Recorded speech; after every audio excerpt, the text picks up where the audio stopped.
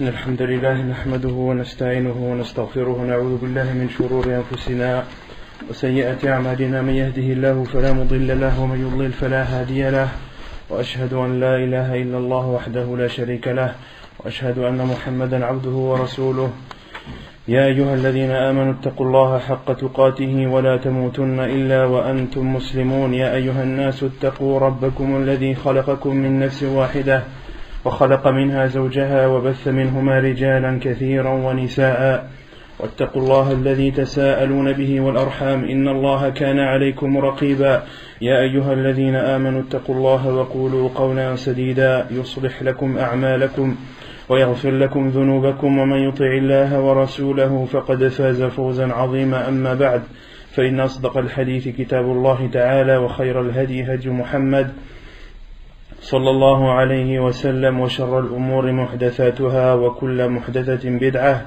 وكل بدعة ضلالة وكل ضلالة في النار وبعد.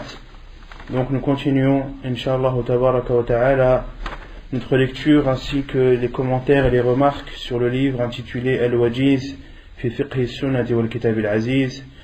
Concernant le cours de la semaine dernière, on avait entamé le livre de la prière. Qui peut me donner la définition de la prière, la définition littérale et juridique du terme as-salah? Non. Ad-dalil. Donc le frère a dit as-salah lughatan ta'ni ad-du'a. La prière, le mot as-salah au niveau de la langue arabe signifie l'invocation. Quelle est la preuve? Non. نعم. Et la preuve est le verset où Allah subhanahu wa ta'ala dit Ya ayyuha alladhina amanu sallu alayhi wa sallimu taslima. Ô vous qui avez cru, priez sur lui, c'est-à-dire sur le prophète alayhi salam, priez, c'est-à-dire invoquer pour lui, wa sallimu taslima, et accentuer dans le salut. Donc ça c'est la définition de la prière au niveau de la langue arabe. Et au niveau de la religion, qu'est-ce que signifie la prière? Quelle est la définition? Non. Non.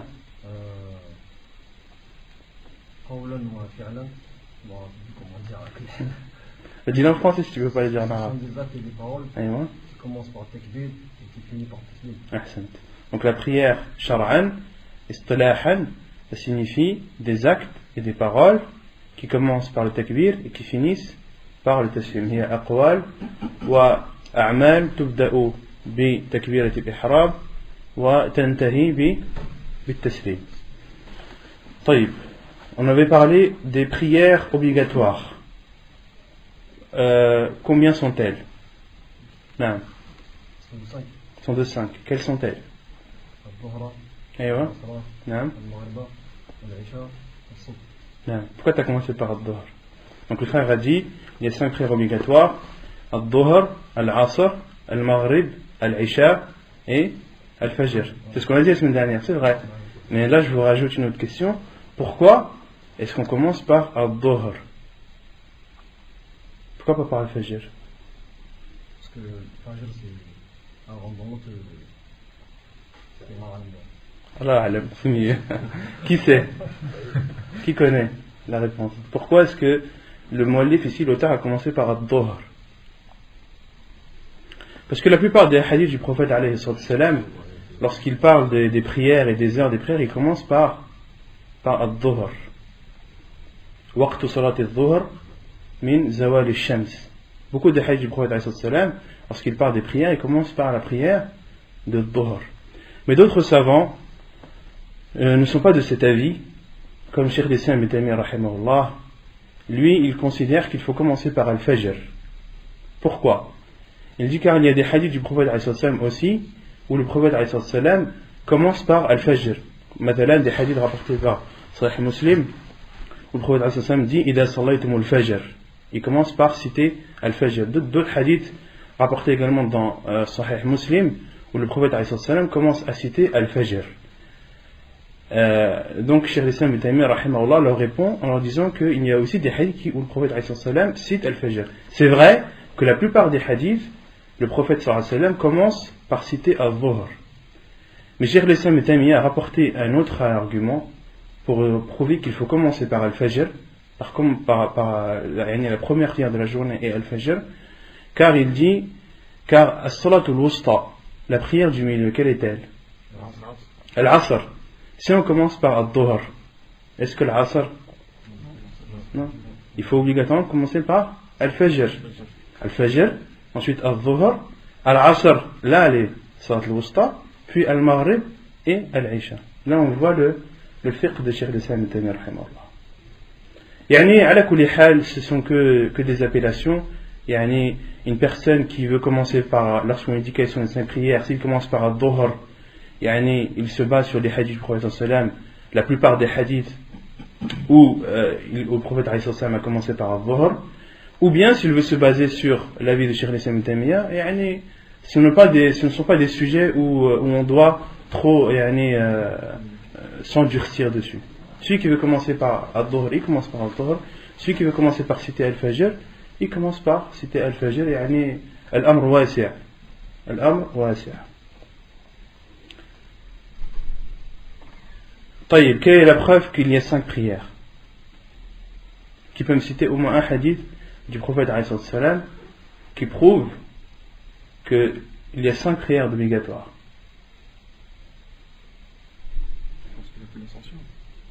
Non, lorsqu'il a fait l'ascension, le prophète alayhi salam, Allah subhanahu wa ta'ala lui a ordonné de faire 5 prières qui seront récompensées comme si 50 avaient été faites. Non. On avait aussi parlé du statut de la prière. Quel est le statut de la prière? Il faut toujours que ce soit les mêmes. Non. C'est un pilier de l'islam. Quelle est la preuve? Al-Hadith, la preuve est le hadith du prophète sallam, Bunya al-Islam ala khams, shahadatin la ilaha illallah wa anna Muhammadan Rasulullah wa iqam as-salah. Dans ce hadith, il y a la preuve que la prière est un pilier de l'islam. Ensuite, on avait parlé du jugement de celui qui la délaisse. Hukmu tarikiha. Qu'est-ce qu'on avait dit sur celui qui délaisse la prière? Quel est son jugement? Non. C'est un kufr al-asghar. C'est une mécrance qui ne fait pas sortir de l'islam. C'est une mécrance qui ne fait pas sortir de l'islam. Mais on avait cité les deux avis des savants. Il y a un avis qui considère que... Non. Le premier avis qui considère que celui qui délaisse la prière est un kafir, est un mécréant qui sort de l'islam. Wal-iyadu billah. Quelle est leur preuve? Non. La preuve est le hadith du prophète alayhi salam, al-ahdu alladhi baynana wa baynahum as-salah faman tarakaha faqad kafar. Donc ça c'est la preuve de ceux qui considèrent, des savants qui considèrent celui qui délaisse la prière comme étant un mécréant qui sort de l'islam. Wal-iyadu billah. Et l'autre avis, quel est-il? L'autre avis qui disent, il y a d'autres savants qui disent que celui qui délaisse la prière ne sort pas de l'islam. Il est musulman, mais il ne sort pas de l'islam. Et on avait cité un sujet un point plutôt dans lequel tous les savants sont d'accord. Non. Celui qui considère qu'elle n'est pas obligatoire, celui qui nie le fait que la prière est obligatoire, lui, il est mécréant à l'unanimité des savants. Pourquoi? Car il renie un ordre d'Allah subhanahu wa ta'ala. Allah subhanahu wa ta'ala a ordonné dans le Coran de faire la prière. Donc faire la prière, accomplir la prière est une obligation. Et celui qui ne croit pas en cette obligation, celui qui la renie, lui, il sort de l'islam. Wal-iyadu billah. Et qui a le statut de juger une personne si elle est mécréante ou pas? Est-ce que c'est n'importe qui? Parce que là, on est d'accord que les savants sont unanimes sur celui qui renie l'obligation de la prière est mécréant. Donc si quelqu'un devant vous vient et renie l'obligation de la prière, qu'est-ce que vous faites? On lui ramène l'écran comme quoi. Est-ce qu'on a le droit de juger cette personne, de dire anta kafir? Non. C'est du ressort de qui? De Tulab al-ilm, des étudiants en sciences? C'est du ressort de qui? C'est le ressort des grands savants. Car il y a une règle en islam, ce n'est pas forcément une personne qui tombe dans la mécréance. Toute personne qui tombe dans la mécréance n'est pas forcément mécréante. La Bouddha min ifa shurut wa intifa mawani'. Les savants disent, pour qu'une personne devienne mécréante, il y a des conditions qui doivent être respectées, wa intifa mawani', et il y a des contraintes qui doivent être levées. Pour rendre quelqu'un mécréant, il faut que des conditions soient appliquées, soient accomplies, et il faut que des contraintes soient levées. Par exemple, un exemple de contrainte. Al-ikrah. Illa man ukriha wa qalbuhu mutma'innun bil iman. Celui qui est forcé. Celui à qui, par exemple, on a menacé de mort. On lui a menacé de mort, on lui a dit que si tu ne considères pas, si tu ne renies pas l'obligation de la prière, tu es mort. D'accord? Une personne, elle peut très bien être menacée. Donc ça, c'est une contrainte. Et pour rendre quelqu'un mécréant, il faut ôter toutes les contraintes et que toutes les conditions soient appliquées. Parmi les conditions qui doivent être appliquées, une seule. Qui peut m'en citer une? Il faut d'abord que la personne elle sache que la prière est obligatoire. Ça, c'est une condition. À partir du moment où elle l'a su et qu'elle a renié, là, le jugement peut être fait. Mais dans tous les cas, qui a le statut de juger une personne, c'est les mécréantes ou pas? Ce sont les savants. Les musulmans n'ont pas, Allah subhanahu wa ta'ala ne t'a pas donné le statut ou l'obligation de rendre un tel mécréant. Tu as le jugement général. Celui qui renie l'obligation de la prière, lui c'est un mécréant. Mais ensuite, appliquer ce jugement à telle ou telle personne, ça ce n'est pas de notre ressort. Ça c'est du ressort de Kibar al-Ulama. C'est le ressort des grands savants. Et parmi aussi les conditions, comme l'a dit le frère, iqamatul hujjah. Il faut montrer la vérité d'abord à cette personne. Et montrer la vérité sous de bonnes formes. Montrer la vérité clairement. Et qui montre la vérité clairement? Est-ce que c'est toi ou moi ou n'importe qui? Non. Ce sont les savants. Un savant, lorsqu'il explique une chose, il l'explique clairement. Une personne qui l'écoute, la chose est claire, elle est comprise. Et après cette explication du savant, si la personne renie, là le savant a le statut de dire, lui, je lui ai montré la vérité, il l'a renié, oh, qu'à faire. Donc ça, c'est du ressort, des savants. Pourquoi est-ce que c'est du ressort des savants? Parce que ce n'est pas une chose facile de rendre quelqu'un mécréant. C'est une énorme responsabilité. Comme l'a dit l'imam al-Shawkani rahimahullah, celui qui rentre dans l'islam, il est musulman et son islam est clair comme le soleil en pleine journée. Et celui qui rentre dans l'islam avec clarté doit en ressortir avec clarté. Celui qui rentre dans l'islam avec clarté doit en ressortir avec clarté. C'est-à-dire que son kufr, il doit être wadih. Ça doit être une chose claire. Et de rendre quelqu'un mécréant, qu'est-ce que ça signifie? S'il est marié, il doit divorcer. S'il meurt, qu'est-ce que ça signifie? Ses enfants n'héritent pas de lui. On ne prie pas sur lui.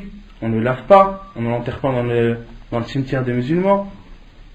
Et dans son vivant, qu'est-ce que cela signifie? Dans son vivant, qu'est-ce que cela signifie? Qu'il est kafir. D'accord? Et dans l'akhira, qu'est-ce que cela signifie? Qu'il est en enfer. Et tous les jugements qui sont en rapport avec une personne qui est non musulmane. Donc de dire à quelqu'un anta kafir, c'est une chose très grave. Et au-dessus de cela, il y a un hadith du prophète alayhi salam, celui qui dit à son frère anta kafir, faqad ba'a biha ahaduhuma. La mécréance atteindra obligatoirement l'un d'entre eux. Si toi tu dis à ton frère anta kafir, tu es mécréant, la mécréance retombera sur l'un de vous. Soit c'est lui parce qu'il la méritait, ou soit c'est toi, car tu as dit à ton frère qu'il est mécréant alors qu'il ne l'est pas. À partir du moment où tu dis à ton frère Anta kafir, la mécréance tombe obligatoirement dans l'un d'entre vous. Est-ce que l'un d'entre nous aimerait que la mécréance tombe sur lui? Abadan. Donc qu'on retienne nos langues et qu'on laisse les savants leur statut et qu'on laisse cette responsabilité aux savants. Qu'on se contente du jugement général. Le jugement général, on le connaît. Ensuite, appliquer ce jugement à telle ou telle personne, ça c'est du ressort des savants. Taïb, quelle est la preuve? Quelles sont les preuves qu'ont apporté les savants qui considèrent celui qui délaisse la prière comme n'étant pas mécréant? Elle est une petite parenthèse que je veux faire. Lorsque les savants qui considèrent celui qui délaisse la prière comme n'étant pas mécréant, est-ce que ces savants rabaissent l'importance de la prière en disant ça? Abadan. Au contraire, ils disent il n'est pas mécréant, mais il est fasiq, c'est un pervers. Ala abwab al-kufr, il est aux portes de la mécréance. Et l'imam Ibn al-Qayyim rahimahullah a même cité que celui qui délaisse la prière c'est pire que de boire l'alcool, pire que de faire az-zina, l'adultère. Bel, l'imam Ibn al-Qayyim dit wa huwa ashaddu min qatl an-nafs, c'est pire que de tuer quelqu'un. Celui qui délaisse la prière, il a fait un péché plus énorme que de tuer une personne. Et quand tu dis à quelqu'un t'as tué une personne, qu'est-ce que t'as fait, qu'est-ce qui t'est arrivé, pourquoi ci, pourquoi ça? Mais quand tu vois il fait pas la prière, il fait pas la prière. Maintenant à notre époque c'est tellement banal que les cœurs ils sont endurcis. Alors que cette personne en vérité elle a fait un péché qui est pire que de tuer quelqu'un. Non. Donc, non. Tu sais, par rapport à Allah subhanahu wa ta'ala qu'on a demandé à Iblis de se prosterner devant Adam, il lui a donné cet ordre-là. Est-ce que c'est un ordre de prière ou c'est un ordre juste de prosternation? De prosternation. Juste de prosternation. Un ordre de prosternation.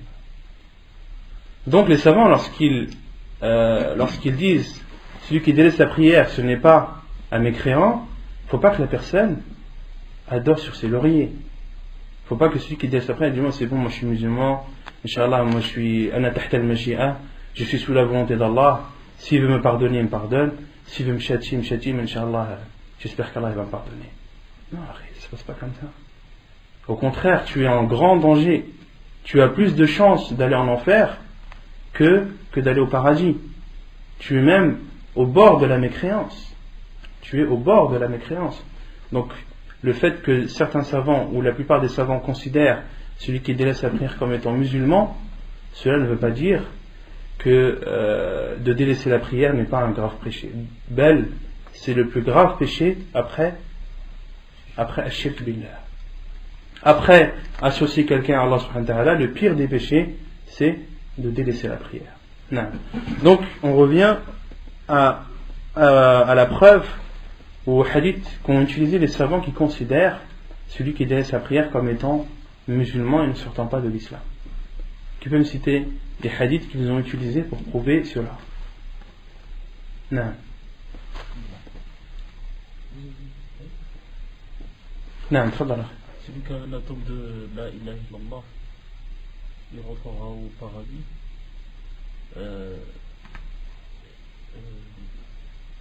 On avait cité ce hadith la semaine dernière? Non. On n'a pas cité ce hadith. La semaine dernière, on avait cité 3 hadiths. Non.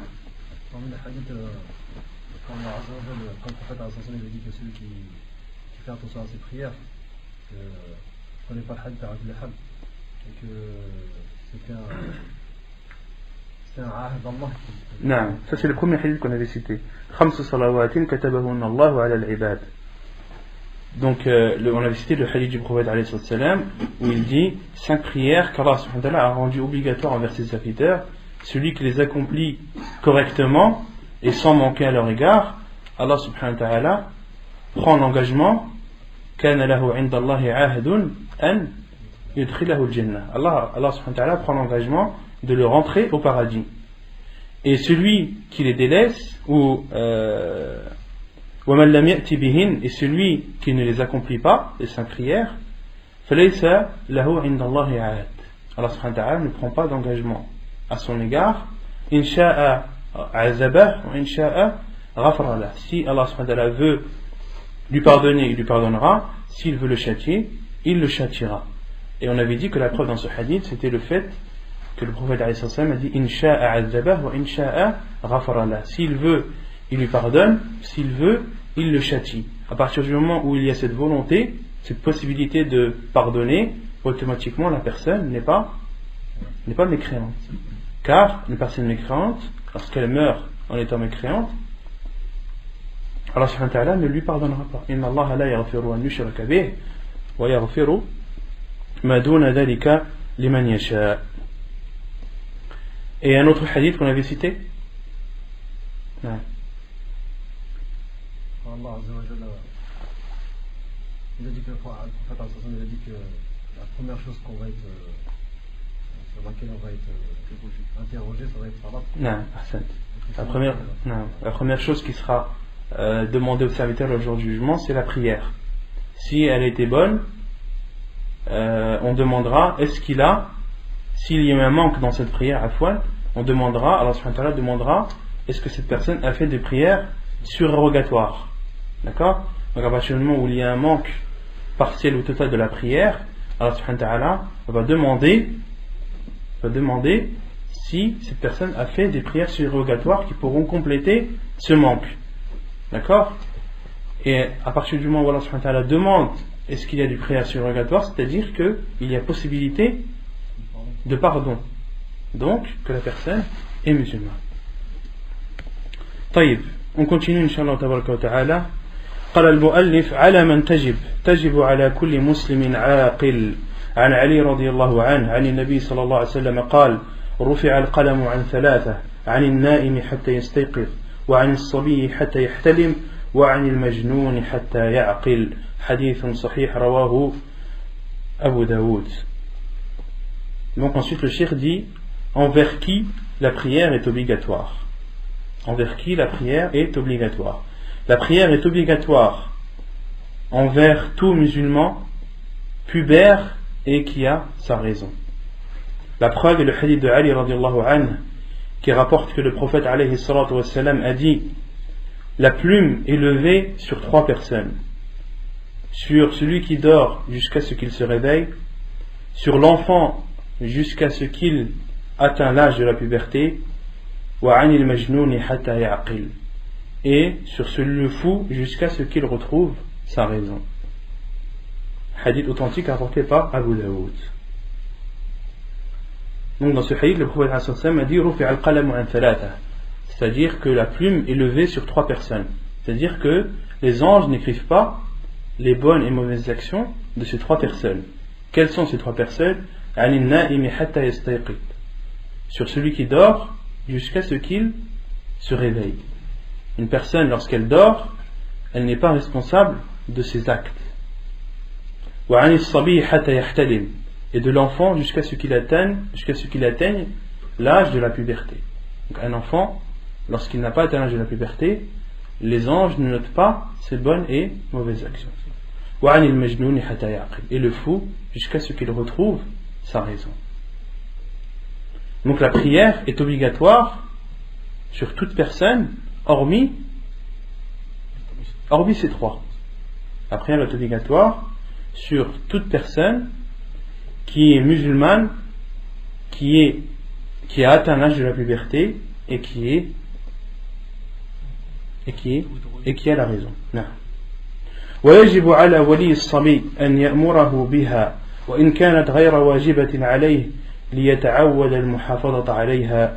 عن عمرو بن شعيب عن أبيه عن جده قال قال رسول الله صلى الله عليه وسلم مروا أولادكم بالصلاة وهم أبناء 7 وضربوهم عليها وهم أبناء 10 سنين وفرقوا بينهم في المضاجع. حديث حسن رواه أبو داود.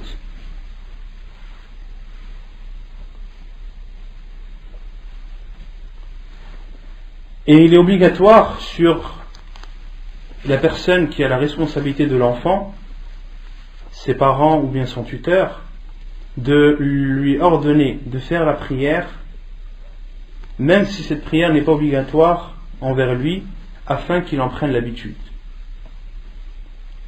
La preuve est le hadith de Amr ibn Shu'aib, qui rapporte selon son père, qui rapporte selon son grand-père, qui dit que le prophète alayhi salam a dit: ordonnez à vos enfants d'accomplir la prière à l'âge de 7 ans et frappez-les wadribuhum alayha, et frappez-les s'ils refusent à l'âge de 10 ans, wa farriqu baynahum fil madaji', et séparez-les entre eux dans les lits. De quelle façon frapper? J'arrive, Inch'Allah. J'ai juste le temps de lire le hadith.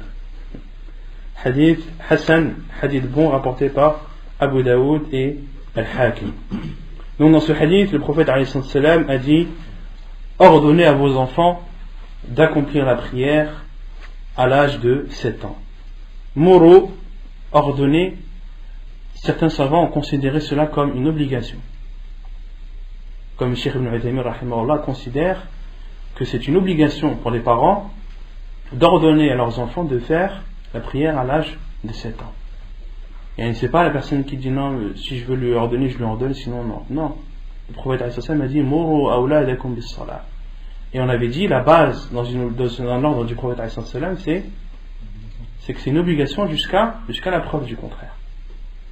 Muru awladakum, ordonnez à vos enfants. Ici, les enfants, les savants disent, ça englobe les filles et les garçons. Ce n'est pas seulement les garçons. Muru awladakum bis salah, ordonnez à vos enfants d'accomplir la prière. Les savants ont dit, et à côté de cela, il faut aussi leur ordonner de faire al-wudu. Pourquoi? Car il n'y a pas de prière sans ablution. Donc ordonnez, donc l'explication du hadith, ordonnez obligatoirement à vos enfants, qu'ils soient des filles ou des garçons, de faire la prière ainsi que les ablutions à l'âge de 7 ans. Wadribuhum alayha, et frappez-les, wadribuhum alayha, et frappez-les si ils refusent. Wahum abna'u 10 sinin, et frappez-les à l'âge de 10 ans. Et frappez-les à l'âge de 10 ans. Et les savants ont dit, frappez-les ad-darbu al-ghayru al-mubarrih, darbun yanfa' wa la yadur. Il faut, le fait de frapper, c'est plus tapoter. Yani, de tapoter les enfants, de les frapper doucement, plus pour les intimider, d'accord? Et il faut que le fait de les frapper de cette sorte soit un bienfait, apporte un bénéfice et non un préjudice. Non.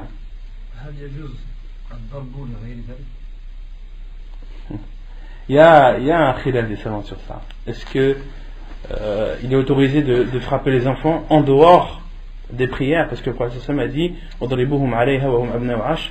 Certains savants comme Cheikh al-Albani rahimahullah dit qu'il est autorisé de frapper les enfants uniquement lorsqu'ils délaissent la prière. En dehors, on n'a pas le droit de frapper les enfants. Et d'autres savants disent que tout dépend du besoin. Et il y a certains enfants qui, si tu ne les frappes pas, et quand on dit frapper, c'est pas, comme je vous dis, c'est pas tabasser, c'est des enfants. Quand on dit des enfants, si on ne les frappe pas, ils peuvent pas être éduqués, ils peuvent pas comprendre. Ils ont besoin qu'on leur fasse peur. Il y en a, c'est des rebelles, il faut dire la vérité. Il y en a, c'est des petits nounours, il y en a d'autres, c'est des rebelles. Et on est obligé d'utiliser la force pour leur faire comprendre les choses. Et là, c'est du cas par cas. Mais c'est vrai que Cheikh al-Albani rahimahullah lui considère que en dehors de la prière, il n'est pas légiféré de frapper l'enfant. Et les savants disent, et le fait de frapper, il faut que ce soit bénéfique, et non, il ne faut pas que ce soit un préjudice. Il faut que le fait de le frapper apporte un plus, apporte un bien, et il ne faut pas que le fait de le frapper empire la situation.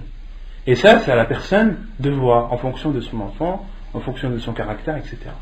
Parce que si tu frappes ton enfant, et le fait de le frapper, eh ben ça fait qu'empirer les choses, et toi tu dis non, le prophète il a dit il faut frapper, et le prophète il a dit il faut frapper, et il y a des fois où le fait de frapper les enfants, certains enfants, ils n'acceptent pas. Il faut utiliser un autre moyen pour qu'ils comprennent qu'ils doivent faire la prière. Non. واضربوهم عليها وهم أبناء 10 سنين وفرقوا بينهم في المضاجع.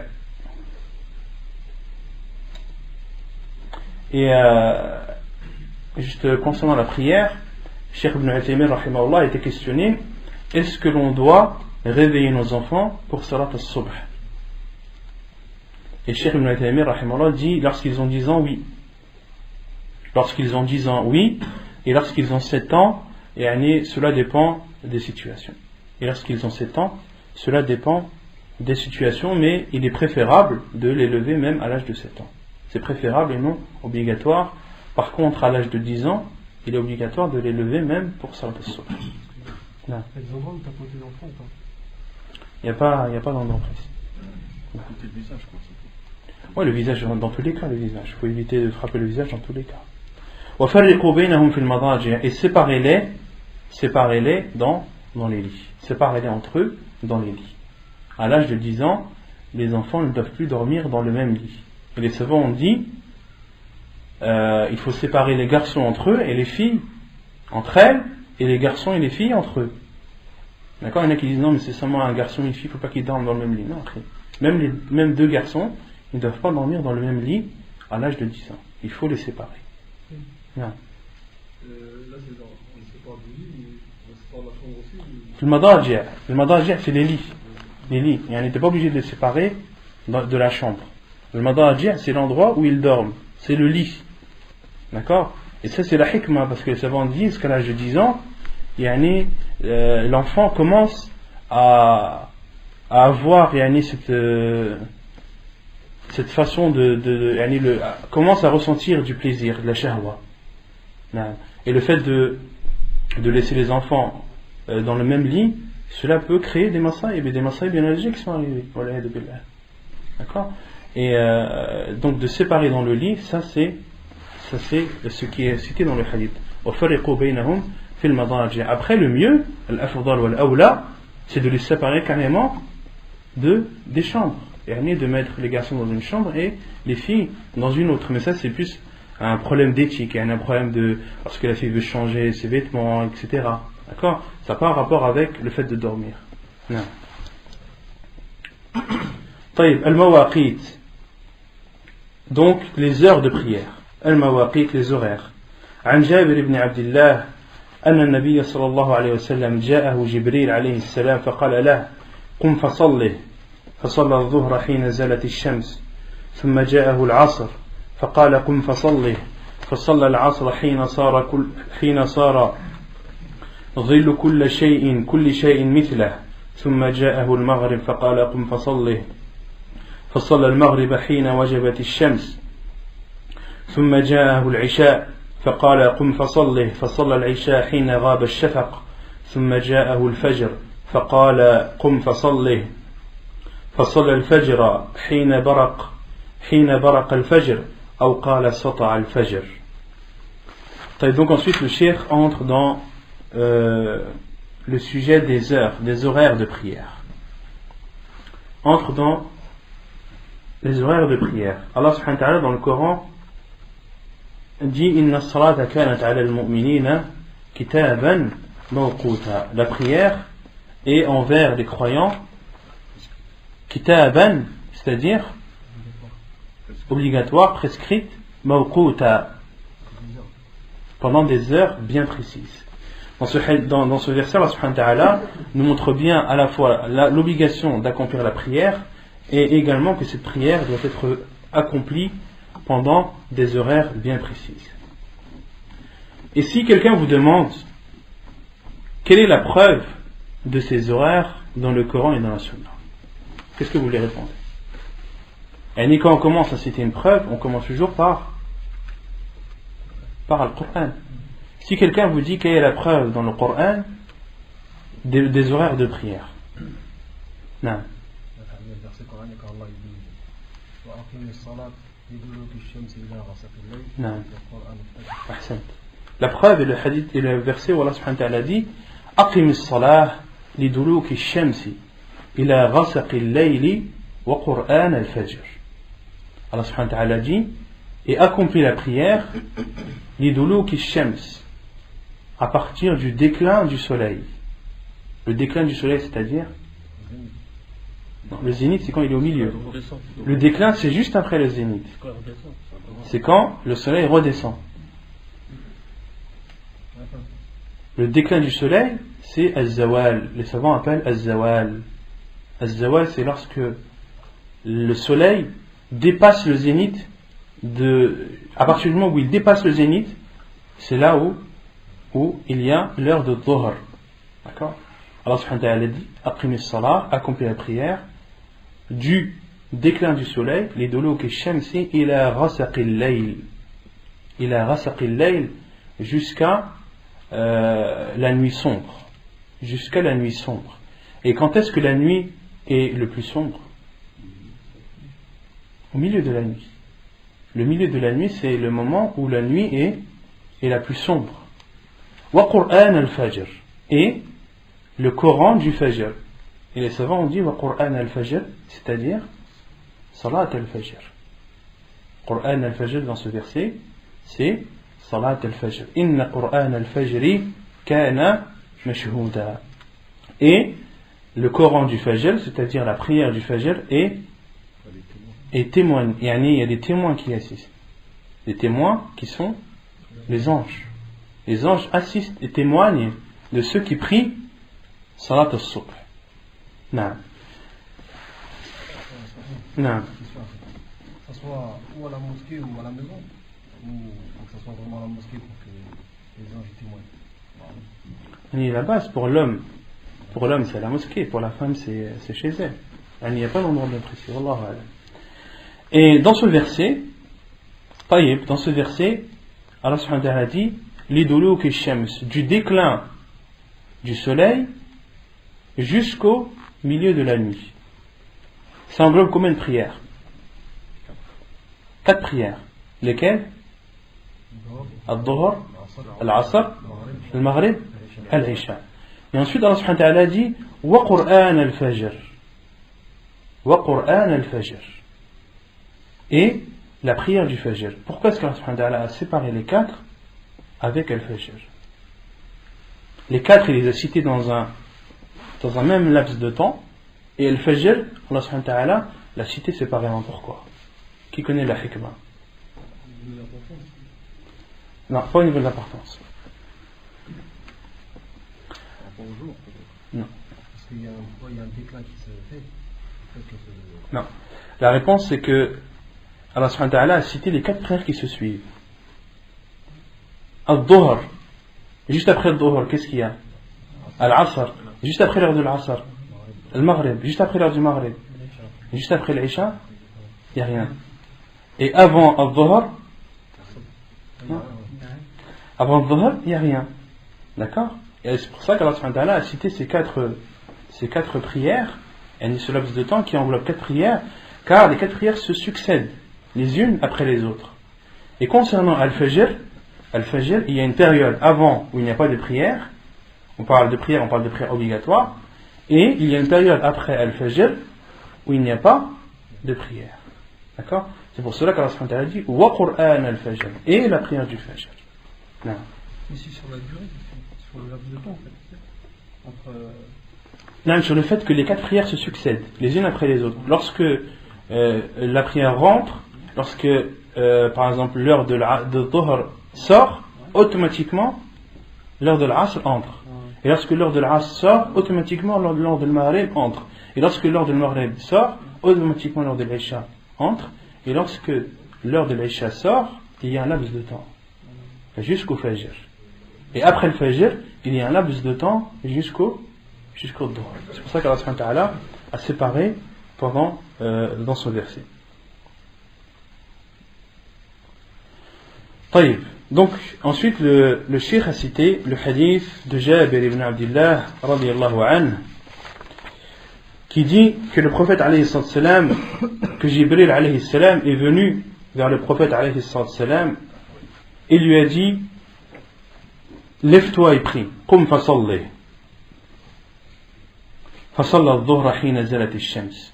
Et le prophète alayhi salam a prié al-dhuhr lorsque le soleil a dépassé le zénith, lorsque le soleil a commencé son déclin. ثم جاءه العصر. Puis Jibril alayhi salam est venu au prophète alayhi salam à l'heure de l'Asr. Il lui a dit lève-toi et prie. Le prophète alayhi salam a prié à l'Asr lorsque l'ombre de chaque chose était équivalente à cette même chose. Lorsque l'ombre de la chose était équivalente à cette même chose. L'ombre d'un bâton est à la même longueur que le bâton. L'ombre de la personne a la même taille que la personne. ثم جاءه المغرب. Puis Jibril alayhi salam est venu vers le prophète alayhi salam à l'heure du Maghrib. Il lui a dit قم فصلي, lève-toi et prie, c'est-à-dire prie al-Maghrib. Et le prophète alayhi salam فصلى المغرب حين وجبت الشمس. Et le prophète alayhi salam a prié al-Maghrib lorsque le soleil s'est couché. حين وجبت al-wujub ay as-suqut. En arabe al-wujub, c'est-à-dire as-suqut, et là la signification c'est al-ghurub, ghurub ash-shams, lorsque le soleil s'est couché. ثم جاءه العشاء. Puis Jibril alayhi salam est venu vers le prophète alayhi salam à l'heure du Isha. Il lui a dit qum fasalli, lève-toi et prie al-Isha. Le prophète alayhi salam a prié al-Isha hina ghaba ash-shafaq, lorsque le crépuscule a disparu. Lorsque le crépuscule a disparu. Non. Le crépuscule, al-shafaq en arabe, al-shafaq shafaqan. Il y a deux crépuscules. Shafaqun abyad wa shafaqun ahmar. Il y a le crépuscule blanc et le crépuscule rouge. D'accord? Le crépuscule, c'est la lueur que vous voyez lorsque le soleil se couche. Vous voyez une lueur rouge, rougeâtre, au-dessus et à l'horizon. D'accord? Tant que cette lueur rougeâtre est présente, c'est l'heure du Maghrib. Lorsque cette lueur rougeâtre, lorsque le crépuscule rouge disparaît, l'heure du Maghrib est passée. Non, il y a le crépuscule blanc. Le crépuscule blanc, la ibrata lah. Le crépuscule blanc, il ne doit pas être pris en considération. Le crépuscule blanc, il dure beaucoup plus longtemps que le crépuscule rouge. Le crépuscule rouge, la lueur rouge, les savants l'estiment. Moi j'ai entendu des savants dire que c'est à peu près 45 minutes. D'autres savants dire que c'est à peu près 1 heure. D'autres savants disent que c'est à peu près 1 heure et demie. Cheikh Ibn Uthaymin rahimallah dit c'est 1 heure et demie. Cheikh Al-Albani rahimallah, je l'ai entendu dire sa'a, c'est 1 heure. Cheikh Muqbil rahimallah dit 45 minutes. En fonction des pays, le crépuscule dure plus ou moins longtemps. L'heure du Maghrib dure plus ou moins longtemps. Et le crépuscule blanc, il peut durer jusqu'à le premier tiers de la nuit. Le crépuscule blanc, si vous voyez, bon, c'est vrai qu'ici on peut voir, il n'y a pas beaucoup de pollution lumineuse, parce que à notre époque il y a beaucoup de pollution lumineuse. Les villes sont tellement illuminées qu'on a du mal à regarder, à voir al-shafaq al-abyad, le crépuscule blanc. Le crépuscule blanc, c'est une lueur blanche qui reste du côté du coucher du soleil. L'endroit où le soleil s'est couché, vous allez voir une lueur blanche, comme si le soleil ne s'était pas couché, alors qu'il est couché. Et ce shafaq al-abyad, il peut durer jusqu'à le premier tiers de la nuit. Et il peut durer très longtemps. D'accord? Et ce crépuscule ne doit pas être pris en considération. La personne ne doit pas dire non, c'est bon, je vois encore la lueur, donc c'est bon, je peux encore prier le Maghrib. Alors qu'il est minuit. Minuit, c'est bon, le Maghrib il est passé. Non. Al-ibra bi al-shafaq al-ahmar, le crépuscule rouge. Non. Il avait une question avant moi. Non, c'est bon, la reproduction. Non. Mais quand le ahmar il passe, ça fait l'Aïcha avance. Non. Ça fait 45 minutes, dans certains pays, 45 minutes, Non. l'Aïcha elle est Non. rentrée. Certains pays, non. Donc, le prophète alayhi salam, فصلى العشاء حين غاب الشفق, lorsque الشفق a disparu. Lorsque le crépuscule rouge a disparu, le prophète alayhi salam a prié à l'Aïcha. ثم جاءه الفجر فقال له قم فصله فصلى الفجر حين برق الفجر أو قال سطع الفجر.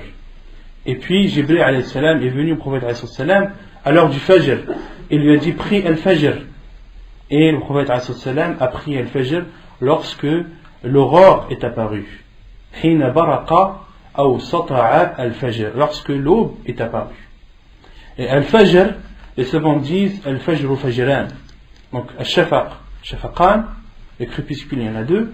Ou al-Fajr Fajran. Fajrun sadiqun wa Fajrun kadhibun. Il y a deux Fajr, deux sortes d'aubes. Il y a la première aube qui est l'aube que les savants appellent al-Fajr al-Kadhib, l'aube trompeur. Ou l'aube trompeuse en français. L'aube trompeuse, les savants disent, il y a trois différences entre al-Fajr al-Sadiq ou al-Fajr al-Kadhib. Il y a trois différences. Ce qui distingue al-Fajr al-Kadhib, l'aube trompeuse, c'est que les lueurs sont mustatila, que les lueurs sont verticales. D'accord? Et la lueur ne couvre pas l'horizon. La deuxième différence. Et la troisième, وَيَأْتِيهِ ظُلْمَةٌ وَيَلِيهِ ظُلْمَةٌ. Et après cette lueur, il est suivi ظُلْمَةٌ. Il est suivi la nuit. Et la nuit revient. Et ça, les savants disent هَذَا فَجْرٌ كَاذِبٌ. Ça c'est al-Fajr al-Kadhib. وَالْفَجْرُ الصَّادِقُ, l'aube véritable, véridique, c'est une lueur blanche qui couvre l'horizon, qui est horizontale, qui couvre l'horizon du nord au sud. Parce que le soleil, lorsqu'il se lève, il se lève où?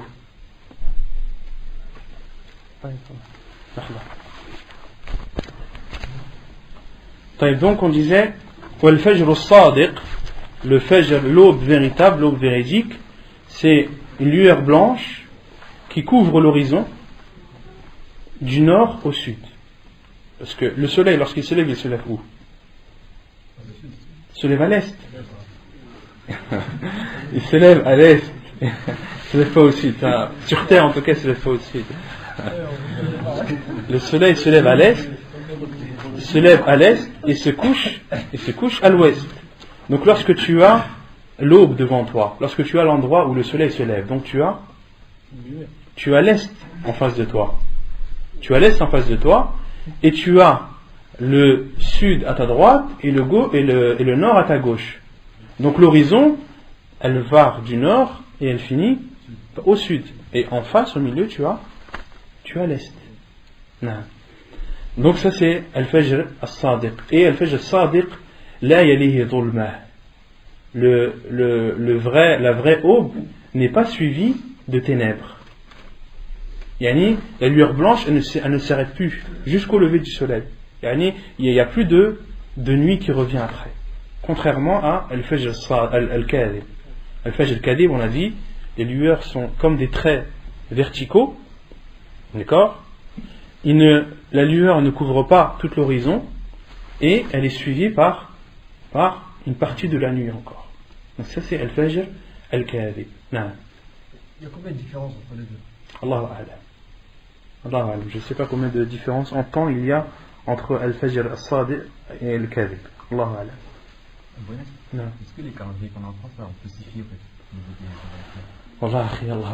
Il y a une personne, ça c'est une chose qu'il faudrait qu'on fasse, c'est de prendre un jour, de sortir dans la campagne et puis de regarder l'horizon jusqu'à ce qu'on voit al-Fajr al-Sadiq et de regarder l'heure à peu près et d'estimer à peu près le calendrier qui est le plus proche de la réalité. C'est comme le Maghreb. Hein? Moi j'habite en hauteur, je vois le Maghreb. Non. Il se couche à 45. Et dans certains masjids, ils le font à 5h, 5h05, ils font l'Adhan. Ça fait qu'il y a un temps exagéré entre les... Mais comment tu sais le soleil quand est-ce qu'il se couche? Je le vois à l'horizon. Est-ce qu'on peut se faire une vue au soleil?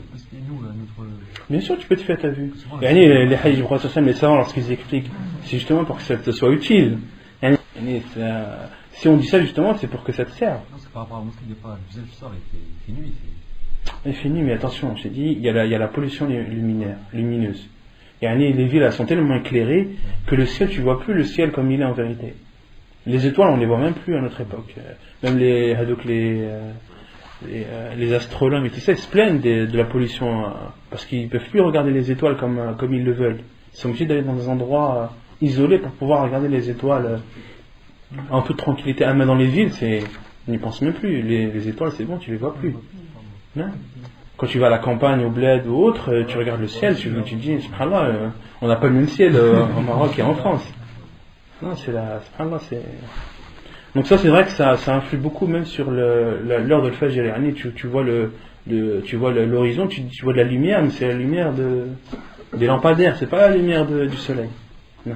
C'est mieux de prier le plus tard possible, de prendre la mosquée que de prier le plus tard possible pour le fajr.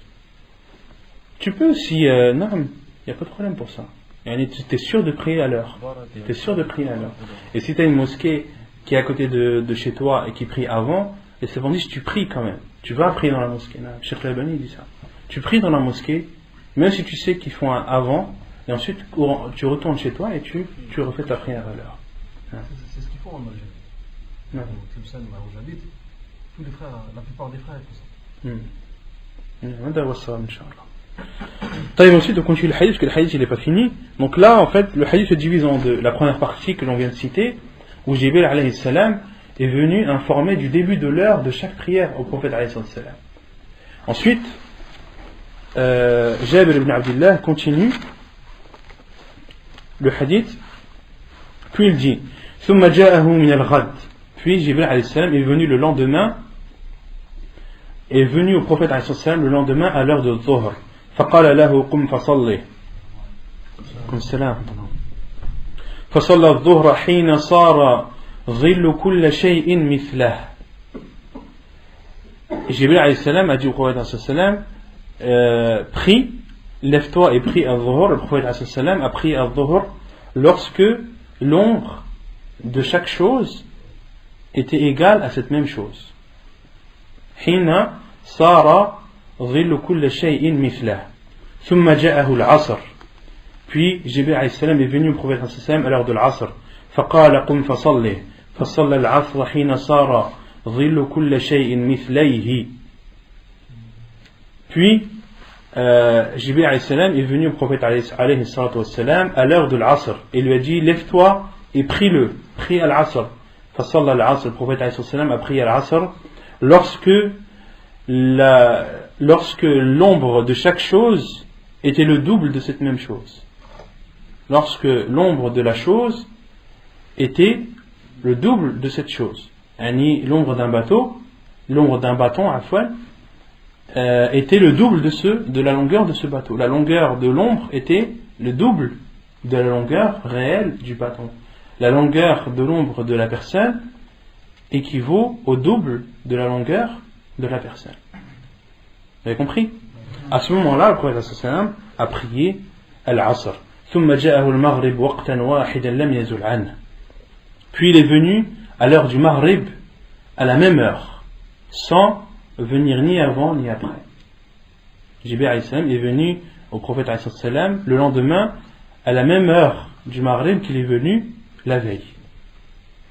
ثم جاءه العشاء حين ذهب نصف الليل أو قال ثلث الليل فصلى العشاء ثم جاء حين أسفر جدا. Donc ensuite Jibril alayhi salam est venu vers le prophète alayhi salam à l'heure de l'Isha lorsque la moitié de la nuit a été entamée, lorsque la moitié de la nuit a été dépassée, lorsque la moitié de la nuit a été dépassée. أو قال ثلث الليل, ou là il y a un doute du rawi, ou bien lorsque le premier tiers a été dépassé. فصلى العشاء. Puis le prophète a prié à l'Isha. ثم جاء حين أسفر جدا. Puis Jibril alayhi salam est venu lorsque le soleil était très jaunâtre, c'est-à-dire juste avant qu'il se lève. فقال قم فصلي فصلى الفجر. Puis Jibril alayhi salam a dit au prophète sallallahu alayhi wa sallam lève-toi et prie al-Fajr. le prophète sallam a pris al-fajr, ثم قال, puis Jibril alayhi salam a dit, ما بين هذين الوقتين وقت. Entre ces deux heures, il y a l'heure. Entre ces deux heures, c'est l'heure de la prière.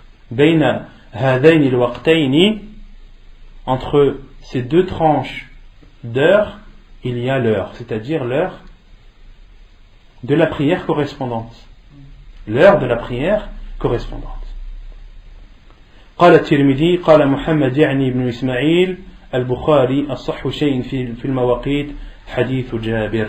Et l'imam al-Tirmidhi rahimahullah a dit, a rapporté la parole de l'imam al-Bukhari rahimahullah, qui dit le hadith le plus authentique rapporté en termes d'heures de prière est le hadith de Jabir, le hadith que l'on vient de citer. طيب, ensuite يقول المؤلف أولا الظهر وقته من زوال الشمس إلى أن يصير ظل كل شيء مثله. Donc ici le cheikh fait une synthèse.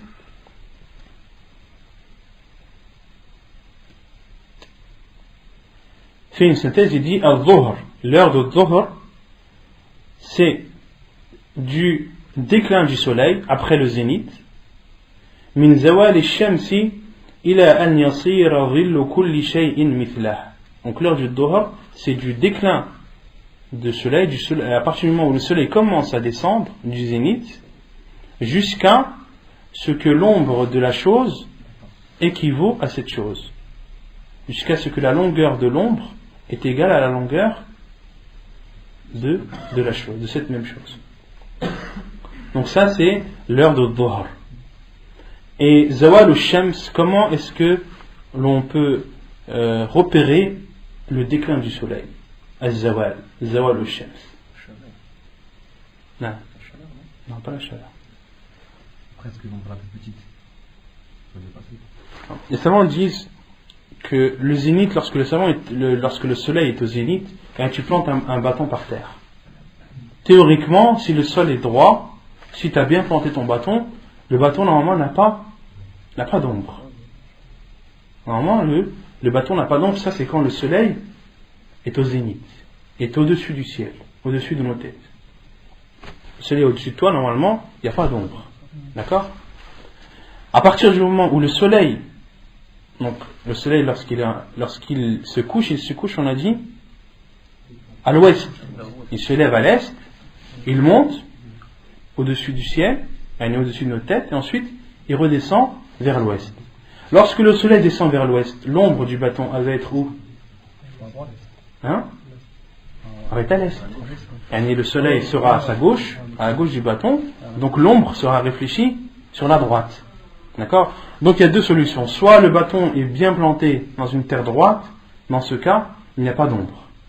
À partir du moment où tu vas voir apparaître ne serait-ce qu'un millimètre d'ombre à droite, lorsque le soleil va descendre, l'heure du dhuhr y rentre.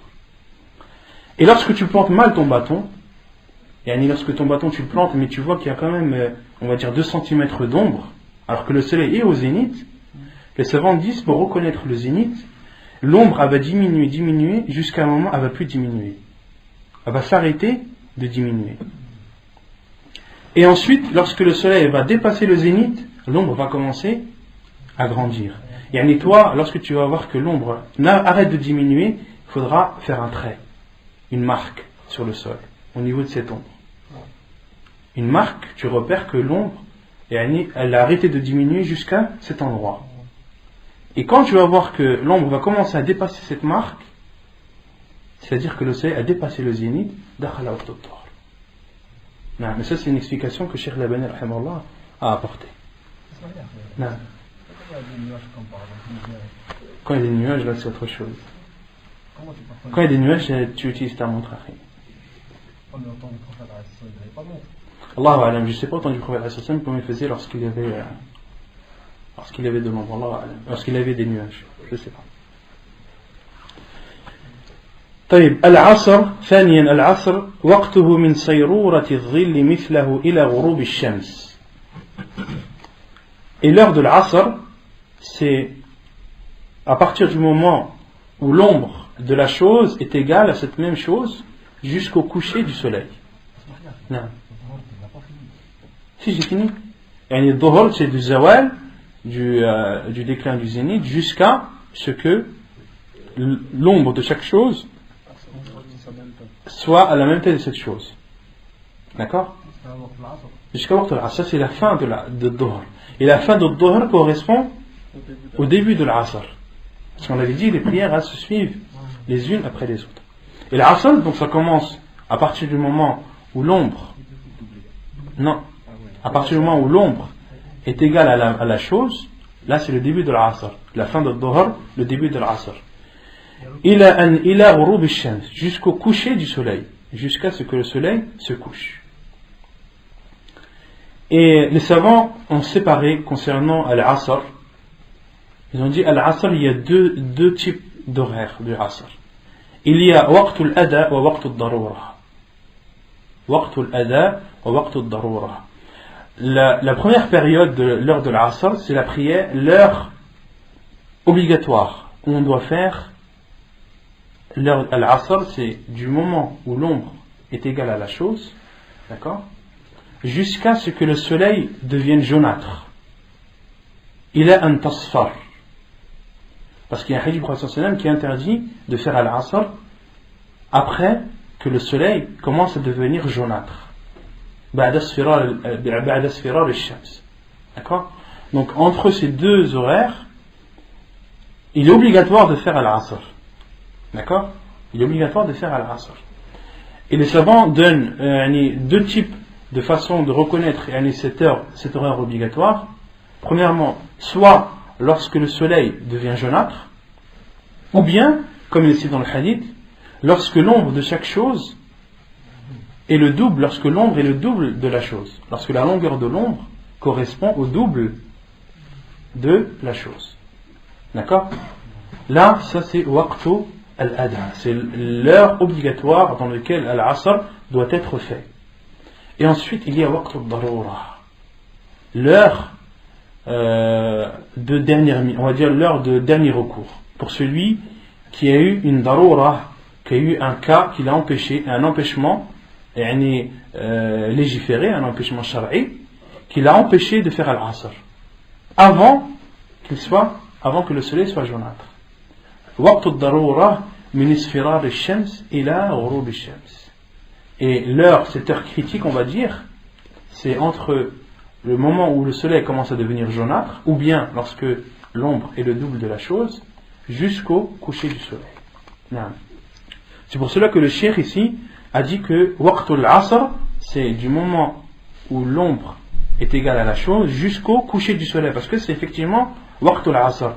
Mais ensuite il va citer le hadith où le prophète sallam interdit de faire al-asr après que le soleil devienne jaunâtre. Non. Est-ce qu'on pourrait dire que celui qui n'avait pas de darura, sa salat elle est batala?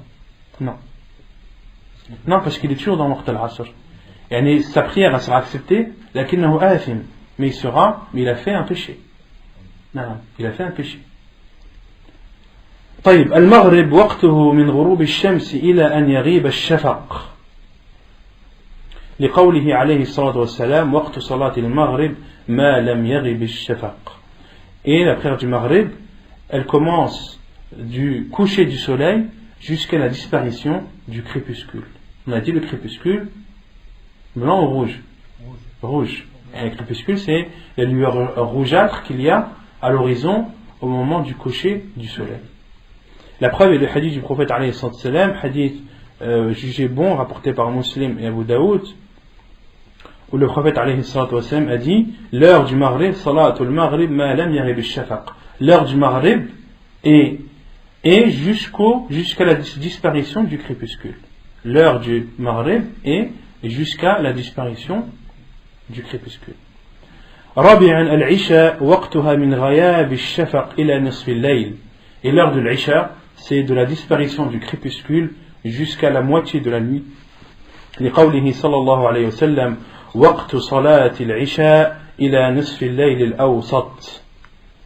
إلى نصف الليل الأوسط.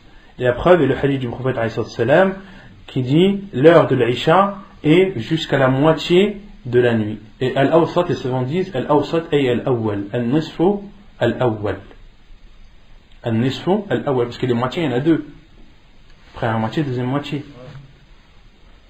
Tu as compris? Quand tu prends une chose, il y a deux moitiés. Tu as la première moitié, deuxième moitié. Quand tu dis jusqu'à la moitié de la nuit, tu peux très bien comprendre la deuxième moitié. Pour moi, la moitié de la nuit, il y a Salat Soub, il y a le Maghrib, c'est là la moitié. Ouais, mais tu peux aussi comprendre première moitié, deuxième moitié. Il y a deux parties. Ça dépend comment tu comprends moitié. Moitié, tu peux comprendre comme al-had al-fasil ou bien moitié. C'est pour ça que le prophète m'a dit il a nisfi al-layli al-awsat, yani au milieu. La première moitié, jusqu'à la fin de la première moitié. Est-ce que c'est vrai que le meilleur moment pour Salat al-Isha, c'est la seule prière ou c'est au dernier moment? On va citer Inch'Allah ça après. Ça vient, pour l'instant, chaque chose en son temps. خامسا الفجر وقته من طلوع الفجر إلى طلوع الشمس لقوله صلى الله عليه وسلم وقت صلاة الصبح من طلوع الفجر ما لم تطلع الشمس حديث حسن رواه مسلم وأبو داود والنسائي. Et cinquièmement, la prière du Fajr, son heure est du lever de l'aube, de l'apparition de l'aube, طلوع الفجر. Donc on a donné la différence entre al-Fajr al-Kadhib et al-Fajr al-Sadiq, entre l'aube trompeuse et l'aube véritable. Donc al-Fajr commence de l'apparition de l'aube véritable jusqu'au lever du soleil. Jusqu'au lever du soleil. La preuve est le hadith du prophète alayhi salam, l'heure de salat al-subh. Donc vous voyez ici le prophète alayhi salam a utilisé le terme subh. Dans d'autres hadiths il utilise le terme al-Fajr. Donc ici le prophète alayhi salam a dit waqtu salat al-subhi min tulu' al-fajr ma lam tatlu' al-shams. L'heure de salat al-subh est de l'apparition de l'aube jusqu'au lever du soleil. Hadith bon rapporté par Muslim, Abu Daoud et Nasa'i. Est-ce qu'on peut dire que le soleil s'est levé? Maintenant, le soleil il est là. S'il arrive là, au milieu. Ah, s'il est levé. Il est levé. Tant qu'on le voit un petit peu. Tant que tu le vois, tant qu'il commence à apparaître, il est levé. Il faut que le disque il apparaît complètement. Non. À partir du moment où tu vois le soleil, il est levé. Quand est-ce que tu vois que le soleil est couché? Quand tu le vois plus. Quand est-ce que tu vois qu'il est levé? Quand tu le vois. C'est tout simple. طيب نكتفي بهذا القدر وصلى الله وسلم وبارك على نبينا محمد وعلى آله وصحبه أجمعين وآخر دعوانا أن الحمد لله رب العالمين.